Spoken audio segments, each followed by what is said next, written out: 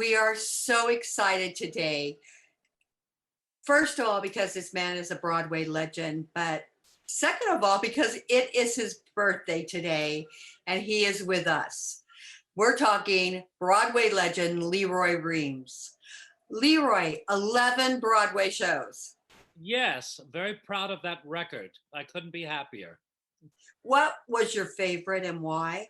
Oh, no favorites. It's like talking about your children. They all have their special meanings, and you know, they vary. They vary. Like Hello Dolly is such a wonderful show, and it's where I met Jerry Herman, who became a lifelong friend, and we did so much work together. And Michael Stewart, who wrote the book, and of course then La Cage aux Folles, which has those two shows I've made a lot of money off of doing them all over the country. So and also, I can't forget uh, the producers because I did that off and on for 5, 6 years. So I've been a happy person. I get long runs out of my shows. It's funny because the very first show I saw you in was Applause. Yes, yes, which was which was a successful show, and the most important thing that happened from that show was my lifelong friendship with Lauren Bacall. So I couldn't be happier. Uh, First of all, tell us how you got involved in the business. Well, it's a long story, but it's rather simple. As a kid growing up in Covington, Kentucky, whenever there was music on, I was in the middle of the floor singing and dancing, and so my mother was smart enough to put me into dancing school, and from there, I did all sorts of things growing up, attending a dance school there, which taught, if you can believe this, there was a sign out front that said tap toe ballet, acrobatic baton ballroom, voice personality, and culture. And that was my first dancing school, and then I went through the system there, and then as a kid I used to square dance with tap shoes on at the Grand Ole Opry in Nashville, and at the Indiana Hoedown in Indianapolis, and on the Midwestern Hayride in Cincinnati, Ohio. And the $5 and $10 bills along the way my mother put away, and so then I attended the University of Cincinnati College Conservatory of Music as a theater arts major, and I had a ballet scholarship at CCM, College Conservatory of Music, and I studied voice there. And of course, I got my scholarship there because of a little girl in Cincinnati named Susie Ficker, who was then 14 years old. I was 17, and we danced in the Zoo Opera Ballet in Cincinnati. Everybody laughs when I tell that story because they say opera and a zoo. Yeah, it was an open air pavilion, but it was very classy and a big deal. People wore jacket and ties in the heat of summer in an open air pavilion. And Susie was in the ensemble, and so we became friends. And she said, "How would you like to come and study at my ballet school?" This Susie Ficker, who was 14 years old, I was 17, and she said, "Well, I can get you a scholarship." And I said, "Well, how's that?" She said, "Well, my teacher comes to see the ballet, at the opera, and she'll just see you." And she came backstage, Marion LaCour, who was the teacher there, came backstage and offered me a ballet scholarship. So then I studied ballet there. But of course, when I realized I could have probably gotten a salary because they needed someone to lift all those fat ballerinas who were in class. So I missed out on that. But anyway, I had the scholarship, happily so. And I did my study there. And of course, that little girl, Susie Ficker, became Suzanne Farrell of the New York City Ballet. Oh, wow. Yeah, she got a scholarship through the Ford Foundation, and went to New York and studied with Balanchine, who put her in the company, and she was a soloist within 2 years. It was remarkable. So lifelong friends. So I was a lucky guy because I was at the right place, being there in Covington and Cincinnati, because there was a lot of arts in Cincinnati, and I performed with the Cincinnati Symphony. And then at the end of my freshman year at UC, I went and did summer stock in Dayton, Ohio, at the James Alex Summer Theater, and that's where I met people like Jane Powell and Rita Moreno and uh, all that crowd. There was a star every week, and I played parts, and that's what got me started. So when I graduated from the university and I came to New York, I had my equity card, and I went to my first New York audition, which was for the Julia Prowse Nightclub Act, and I got it. And of course, Juliet's manager, when he took me out to breakfast, I thought he was going to negotiate a contract, but I know that I'm worth $125 because that was Equity's salary.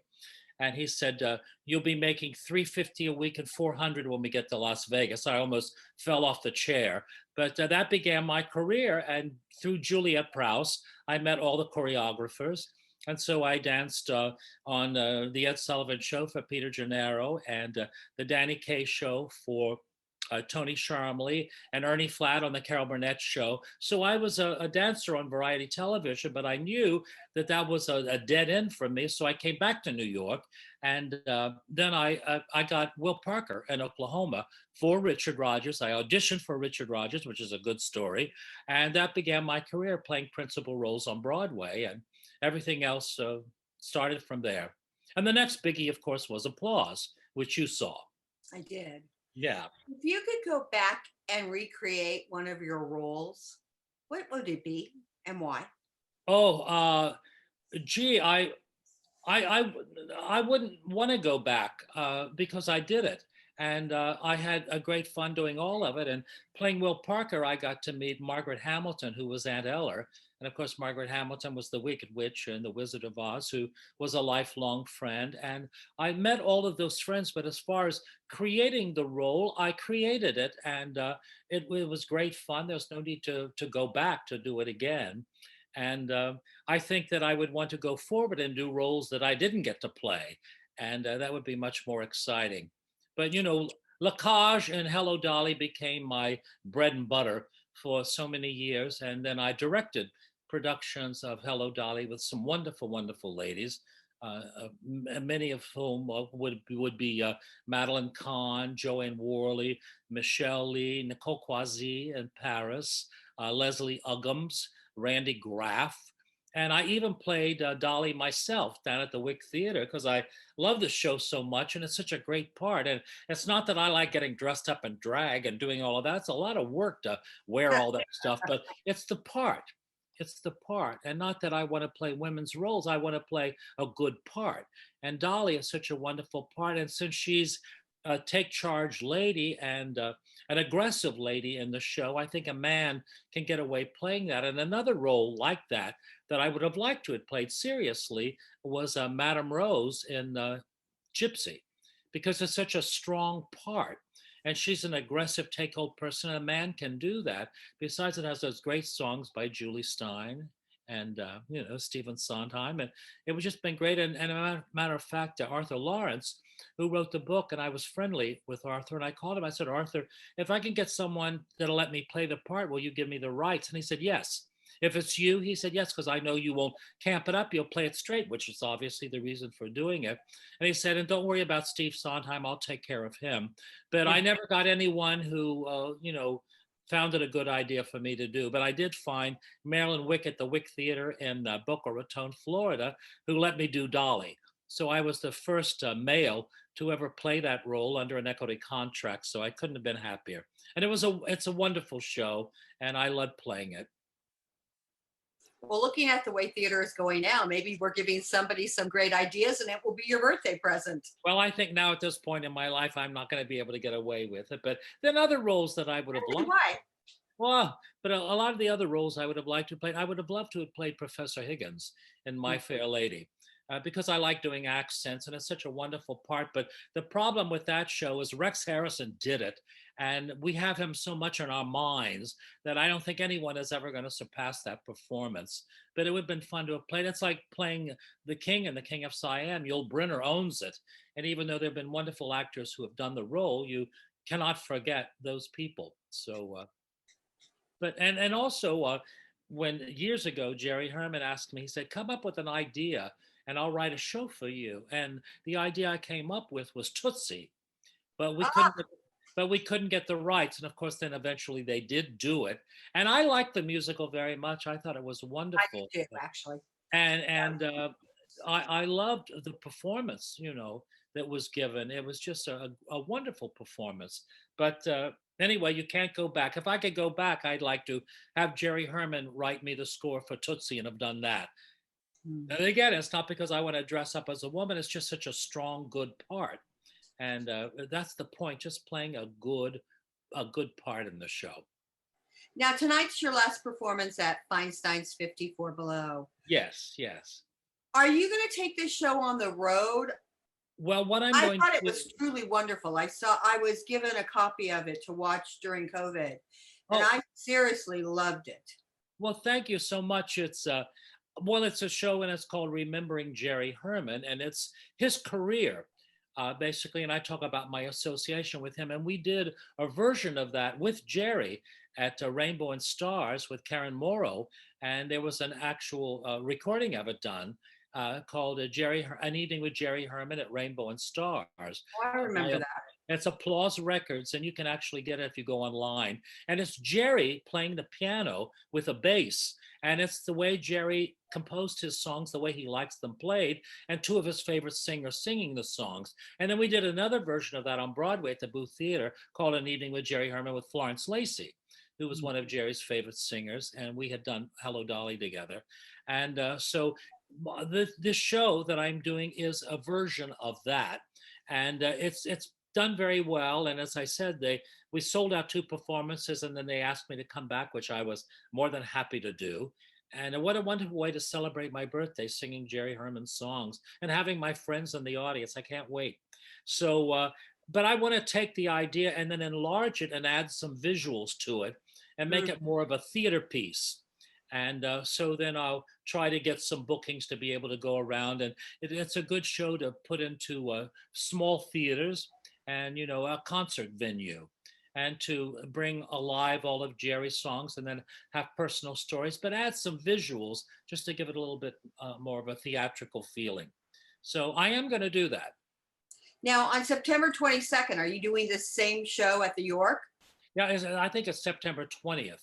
Oh, sorry, 20th. Yeah, yes, it's going to be basically the show I'm doing at Feinstein's 54 Below, because we don't have time to add visuals and do all of that. And it's a one night only thing as a benefit for the organization. So, but it will be a version of that. And we may end up actually presenting it at the York as a run to do it as one of their attractions. Yes, we're working on that. And James Morgan, who of course runs the theater and is a very good friend. And we're going to get a director. I can't mention who right now because we haven't solidified it, but we'll probably do it at the York as a run there at the theater.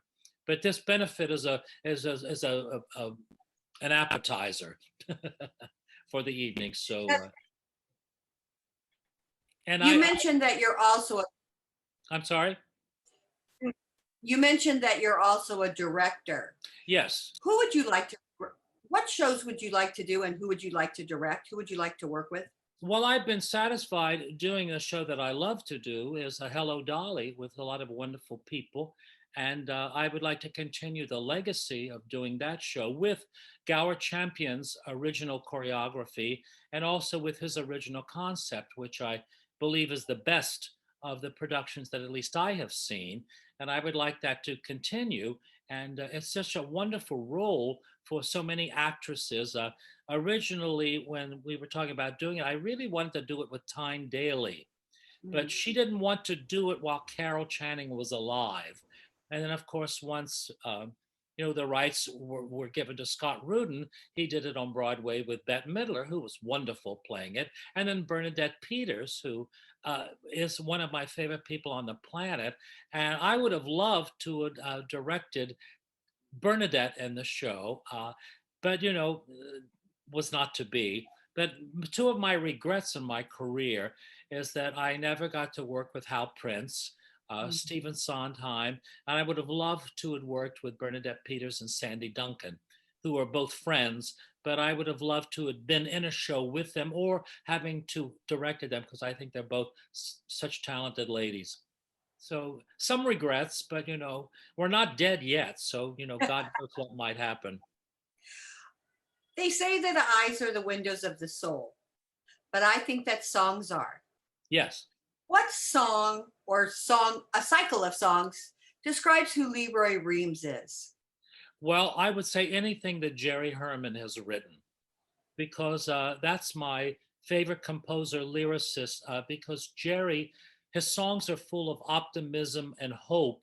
And even with his lesser known songs, they work with just a piano because the melody is there, and also his lyrics, which he doesn't get the credit that he deserves. He writes wonderful lyrics, and they're wonderful words to say. And as an actor, when you say those words, they paint pictures. Like before the parade passes by, you see a parade, and then he says, "Give me an old trombone, give me an old baton." You can just, those words, trombone, baton, they're wonderful words to say in your mouth. And it's anything by Jerry Herman. And I have to say, listen, I've been very privileged to have worked with Julie Stein, and his songs, you can't do better than Julie Stein, and Charles Strauss and Lee Adams when we did Applause. And Charles Strauss has written wonderful songs, and Cy Coleman, who I did charity with, and then did some concert work with Cy Coleman. I like Cy Coleman's songs because they're good melodies. And so listen, anything of the Great American Songbook is just fine with me. I grew up in the 50s, and I should have loved Elvis Presley and all that rock and roll stuff, but I didn't. I liked the Great American Songbook, and I was inspired as a kid by Ella Fitzgerald. While everyone else was listening to Elvis Presley, I was listening to Ella Fitzgerald. And but that became in my ear, the music and the singing of Ella Fitzgerald became such a and also my male idol is Tony Bennett. I loved Tony Bennett. He sang with such passion, and I can appreciate all the others. I know that Frank Sinatra is considered the best, but and I can certainly appreciate him. But no, it's Tony Bennett. Tony Bennett had such passion in his singing that, and then of course the best of all time, as far as I'm concerned, and the greatest talent of my generation, of course, is Barbra Streisand. I mean, Barbara is just incredible. When she sings, the hair on my neck stands up. It's that voice of hers that is so incredible, and what a talent.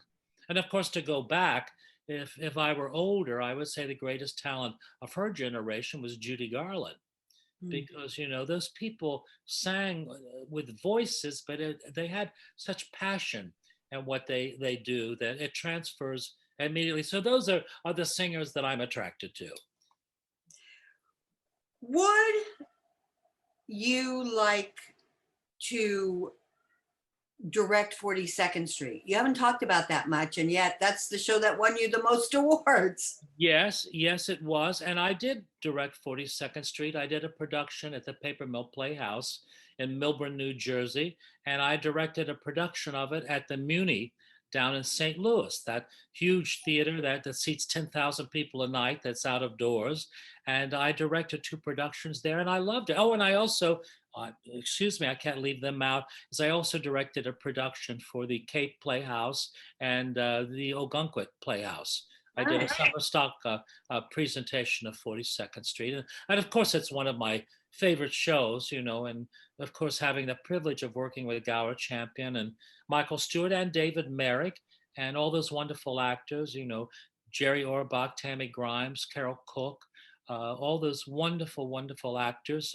And it's the show I did the longest. I was in 42nd Street for almost 8 years. And the only reason I left it was to play the lead in La Cage aux Folles on Broadway.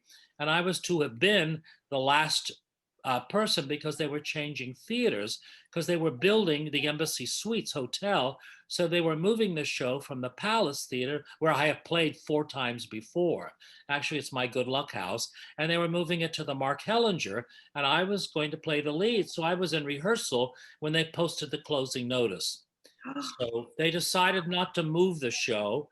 I don't understand why they didn't do it, but what happened during that period, the stock market was way down, and also the AIDS crisis was going on at that point. And so between all of that, I think the producers decided they didn't want to take a chance on investing any more money. And it was going to cost a couple $100,000 to move it, just those few blocks on Broadway, but that's the way it is.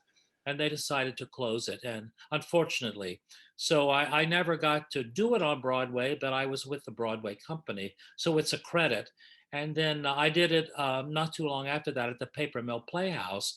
And we used a lot of the sets and the costumes from the Broadway show. So, and it was also directed by uh, uh, Arthur Lawrence's assistant and Pentecost. And so, I at least had that original production, which is what we did. And so wonderful, wonderful show. And I got to do it. And La Cage aux Folles required the most of my talents as a singer and a dancer and an actor. It required the most of my talent, so it is a very special place. And also, the show has so much to say. And I know when I was on tour doing a production of La Cage, I got a piece of fan mail from a lady who said, "Dear," I'm paraphrasing, "Dear Mr. Reams, uh, my husband and I's son uh, told us he was a homosexual, and we stopped contact with him. And I saw your performance last night, and we called our son. Thank you." Oh, Uh, that meant more to me than any review I've ever received. That a performance would have shown people, the good things of life and of accepting everybody equally and for who and what they are. That meant more to me than anything. And so I like that message with La Cage aux Folles, that it doesn't matter who your parent is, as long as they love you, and that's what it's all about. And accepting people for who and what they are. We're all human beings, and we all should be afforded the same equal rights. mm. Women and men, and gay, transgender, whatever you are, we should all have the same. We're all human beings, and we should have that right.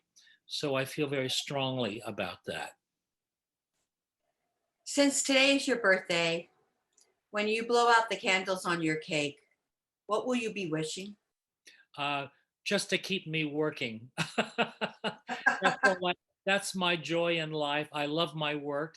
I love the people that I work with, and I want to continue doing it as long as I can. And if physically I can't get up on the stage and execute the things I used to do, hopefully I'll find a part that will allow me to use what I can do now, and also to direct other people doing it. And I should have gotten into directing sooner than I did, but there's a reason for that. When I was in school, my professor at school, my junior and senior year, I did all the musicals. I directed them, I choreographed them, I played the lead in them. And he thought that that's what I was going to do. I was going to be a director. But I like performing too much, and I like being in the spotlight too much. And I, when I directed Carol Channing's last revival of Hello Dolly, I got a lot of attention. And it kind of scared me because people came up to me and said, "Oh, so you're directing now? You're not performing anymore?" I said, "No, no, no, no, no. I perform too. I like to perform." And so it kind of scared me. So I backed away from it, because to work as a director, if you're going to make money and survive, sometimes you're going to have to do things that you don't necessarily want to do to make money. And then when it's done, you take the blame for it. Mm. Although you didn't write it, but you still, because you directed it, you have to take the blame. And then that prevents people from wanting to hire you for the next show, because the last thing you did wasn't so successful. So it's a very precarious position to be in. Now, Tommy Tune has managed to do it, but Tommy Tune is so unique in the way he looks and everything else that he can do anything. And Tommy could get away with it, but I don't think that I could at that point. But now, because of my age, and I certainly recognize that. And I can tell you my age because, once you print your age in theater world, it's out there for the world. I am today, I am 79 years old. so, Yes. so there are certain things, dance wise, I certainly can't execute. I can still vocally, act and sing, but,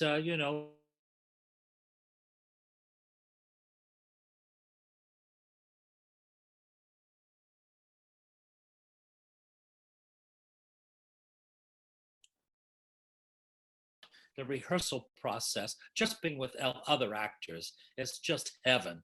But anyway, to having said that, I don't know. The directing thing would be a little more stable, but once you direct a show and then you sit in the audience and you watch the people on stage doing it, I'm disconnected because I'm not up there with them.